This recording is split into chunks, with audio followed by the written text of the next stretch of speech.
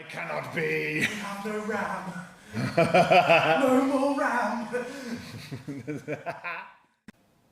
We're back. We're back in the gym. It's me and Naki and I. This is our first opportunity to make these videos. I haven't seen Naki in so long, shall we say. It's true, yeah. We haven't done a podcast in a month. We will be doing one this weekend, promises. But it means now we can also answer questions on there. We can also do technique videos here. So go on the Discord channel, ask questions on there. I have read the questions on there. I'm not going to answer them all in one go. There's plenty of opportunity to do videos. But the question that has intrigued me, and we haven't discussed it, so we'll see what happens. Scaffold.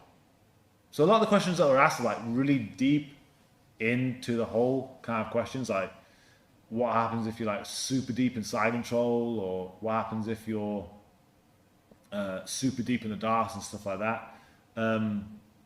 We can dive into those, but it's the same with a lot of things, and pardon my language. If you are trapped in a rear naked, if you're trapped in a dart, if you're trapped in most things, you fucked up a long time ago. Same with scaffold, is that if you've watched anything that I have done, any of these videos, the Defend Everything, or this channel, or listen to the podcast, I am a huge proponent of keeping your elbows in your hips. That pretty much defends everything. I'll, if I have to, link that video, but I imagine most of the people watching this are aware of it. Same with scaffold. If you are deep in scaffold, you've messed up. You left those gaps open, especially the far side one, should I say. Or close side, they're sitting in here, doesn't matter. They're sitting in your armpits and around your head. So, Nak, what do you think? Killing scaffold. I have my ideas. My first one's a jab cross. Are we talking let him establish scaffold, or are we talking... Yeah, established. Yeah, Hawking baby bridge. Yeah. That's what it should be. Yeah, okay. You first, me first. Yeah, you go through it. You go through it. Cool. And you do it and I'll talk about it. I know, this is different. Oh man, special episode. Okay, so I feel like I'm on the wrong side. We'll find out. Yeah, cool. So, shoulders are flat. Are you talking or am I talking? You talk. I talk, okay. So, our shoulders should be flat anyway. So, if we're hawking, or if we baby bridge, either way, our shoulders are flat. So, one of our shoulders is off the mat. So, if you see already, Chris is attacked. So, if Chris goes where he is attacked already. Oh, yeah. My shoulders are flat, it's putting pressure, I'm getting done. So, to notify any attacks, as soon as they start going, if you are this deep, if you start baby bridging into them, go for it. See how Chris has to change position? And he has to follow. Now we can use our hawking, which will be the throw. So we can throw him. So if he keeps going, and we can whoop. And if I really keep, reposition. Just have it. Oh. Yeah. And again, if you baby bridge, he has to change position. If he wants to stay there, then we can start popping out back side. So now we're here, and look, we've got this nice grip. But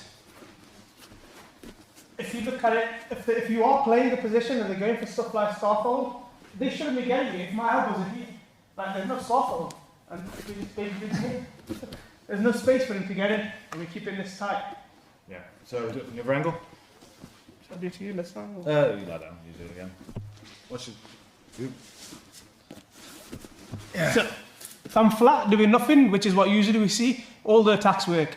Like, it's not the case of what we do and what we say, like, attack-wise doesn't work, everything works, but it's that middle ground which people give away dead easy, which is this where Chris is right now. So, say if he does get here, what we want to do is either hawking, so we're here, or baby bridging. Obviously, because we're more wrestling, we like to baby bridge a bit more. But both work the same way. I can force him, if I start playing hawking, he will try and overcompensate by going there, yes. And then now I can baby bridging and see how I'm starting to pop out. My feet, I'm using my feet to stop popping out my head out, coming out. Or, as before, we're baby bridging in. Chris has to move, and then as he moves, we go hawking, and we lift and throw. I think one of the main parts about that is, yeah, posture, it matters. One thing about the posture on the ground is don't be flat. It makes life so much more awkward. Even if you're unaware of Hawkins, baby bridge, running man, and those defensive postures, one thing to definitely try and do is just keep your one shoulder off the floor at any time, and see how that affects the game. So you don't have to fully look into Preet's kind of explanations of all those positions. Just get the feedback off your partner. If I took one shoulder off the floor, what does that change? And it's your leg that is helping your shoulder to stay up. So Yeah. you'll have to figure that link out as well. It's not just your shoulders working, it's actually the whole kinetic chain down that side where you have to use the ground to push off and keep that shoulder lifted. Before hawking and baby bridge, we used to call it magic shoulder, you remember? Yeah. So it was magic shoulder before, but obviously then the posture names, we got hawking, and we got hawking 2.0 now as well. So yeah, have a look at that as well if you're into this stuff. When it comes to why you keep one shoulder off the floor, it activates your legs. What the hell? So when you, if you were to get up, your legs only work when you're on a diagonal. Your legs don't work if you're flat. Even if you're bridging, you eventually bridge sideways. If you want to get up, you have to roll onto your side. Your legs work better when they're at that angle. So it kind of, you create structures into the ground the second you go into baby bridge or Hawkins or any of those kind of positions. If you're flat, like wrestling has figured out over thousands of years, someone who's flat, 2-point, 3-point pins, 4-point pins, they're done. They're not getting up again. And so all these kind of postures and positions are just what wrestlers have been doing forever, just not getting pinned, not getting your shoulders on the floor. So first protocol when it comes to scaffold, don't let them in your armpits. Like, rewind what happened that got you there in the first place. Get them out of your armpits. Close the door. There was a problem obviously with your guard pass in that you weren't recovering fast enough. Secondly, make sure you're not flat. Create those postures. You think scaffold is used by judoka mostly. Why? To create a pin. What breaks pins? Not letting the shoulders touch the floor. So activate your legs. Hawkins, running man positions, and then jab cross. This is something that was said to me like years ago at a seminar with Ali Geddes, one of, I think it's Roger Gracie's black belts.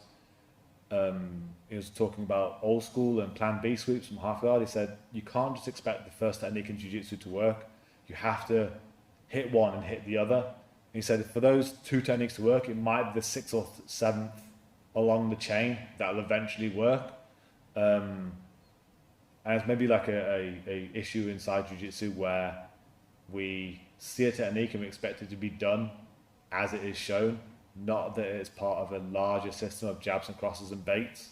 So with that there, changing these shoulders, going from baby bridge to Hawkins and moving around, you force them into different scenarios where they're having to like change, and you create more of a pendulum, and eventually you just manage to break free. So it won't be the first or second opportunity that you can use this, but down the line, eventually you'll create more space. A final thing, this is one of the best bits of advice I ever heard, probably second to keep your elbows close. Defenders create space, attackers delete space. So if you're defending on your back, create space by using this. The more space you can create, the techniques are going to get easier. You can then close down your armpits if you have to and just shut the whole thing down in the first place. I hope that made sense. It feels weird. I think we're out of practice of this. It's all right. We'll find out. Yeah. Please feedback, please comment, please go on Discord, please ask more questions. We're going to be doing loads of these now because we're back in the gym. until some COVID variant stops us. And we're going back I'm to waiting doing for the Zoom again. Mars or Jupiter variant to come in, and then we're like, oh shit, where's this come from? Just blame like Elon Musk when that happens. Yeah. He's been messing around in space or something. He's brought it back. Yeah, thank you for your time. We're back.